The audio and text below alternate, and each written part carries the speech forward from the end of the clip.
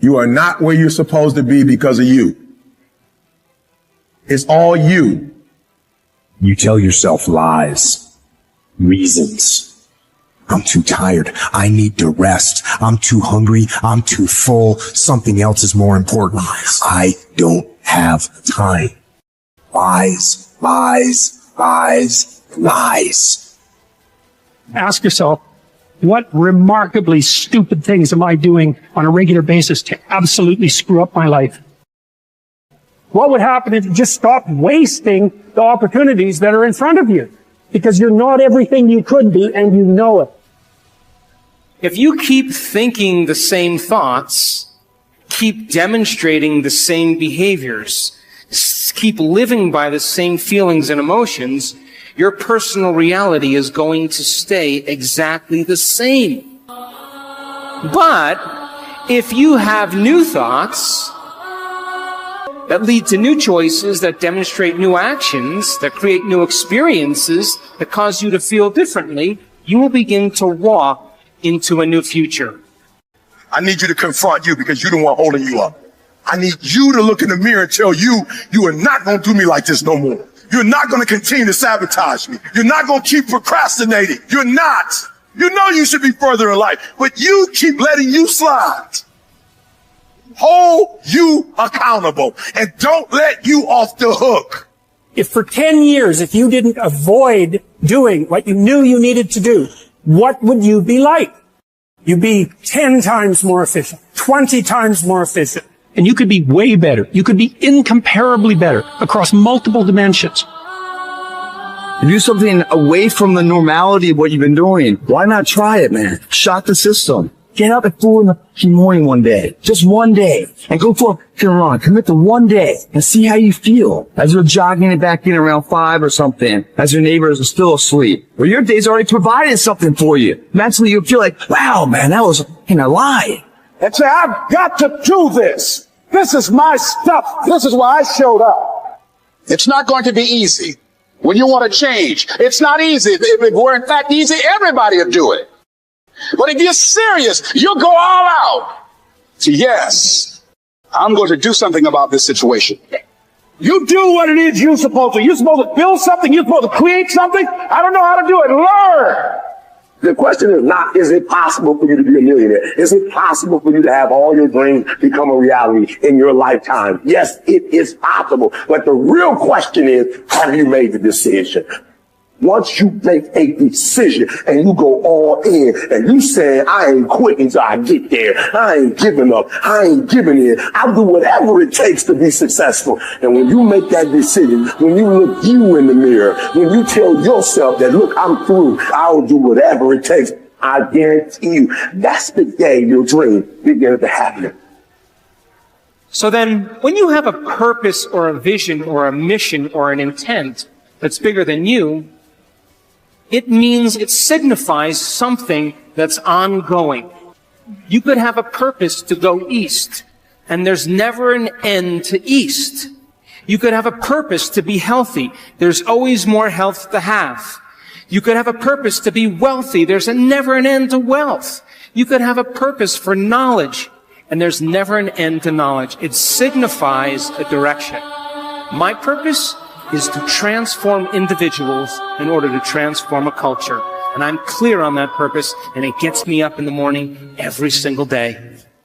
So then, how do you bring a vision from the world of possibility into the world of reality?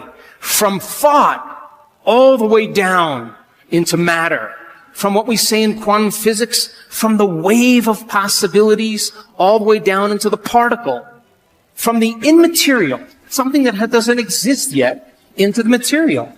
From the world beyond the senses to the world of the senses.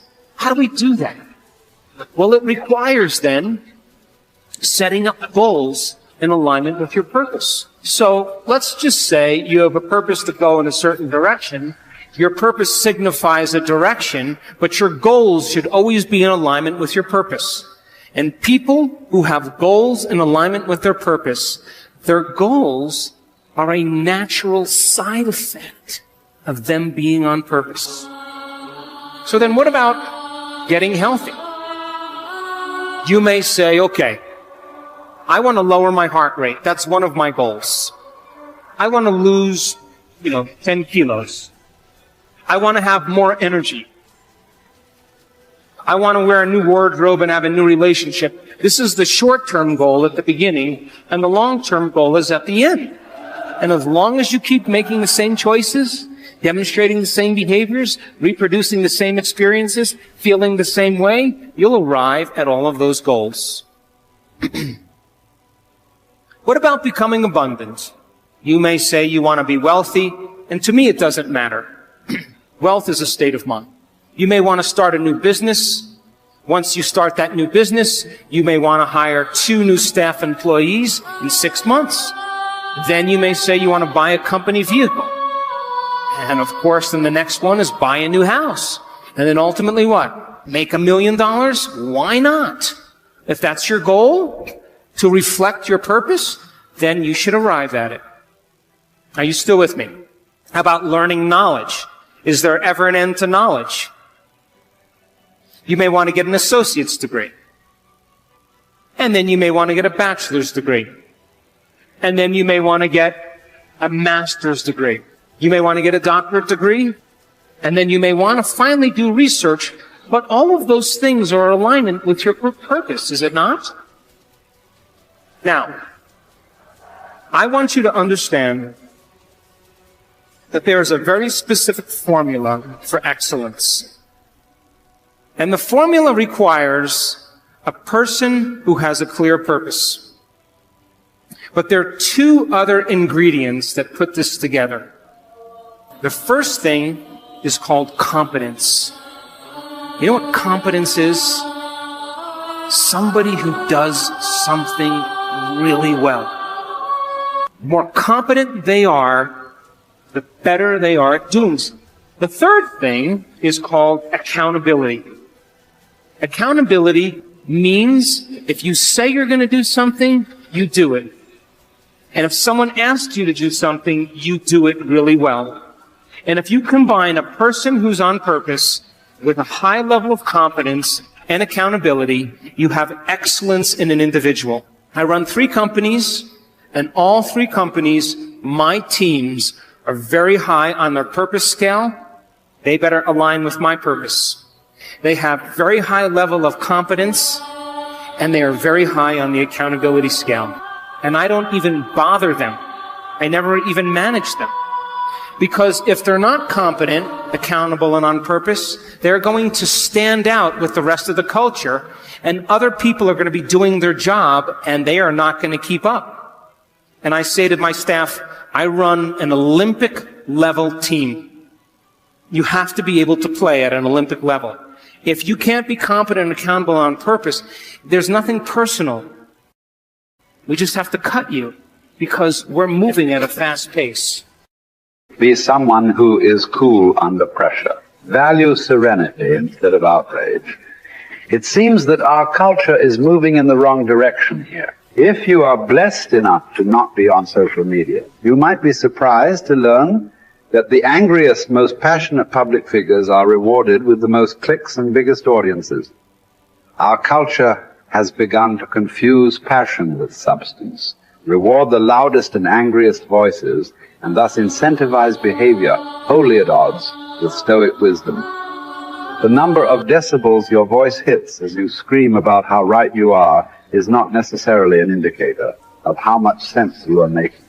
As a society founded on reason and Western Enlightenment ideals, we must hold ourselves to a higher standard. We have to collectively stop allowing emotion and passion to pass for reason and factual debate. The media's goal is to literally challenge your ability to be still.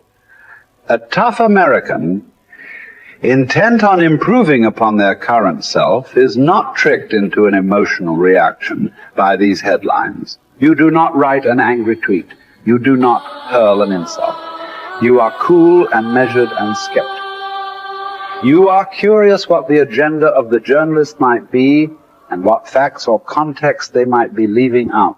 You seek out a different story on the same topic from an opposing view, and you find out that many of the claims made in the original story were convincingly debunked. And just like that, you are a Zen master of stillness and stoicism.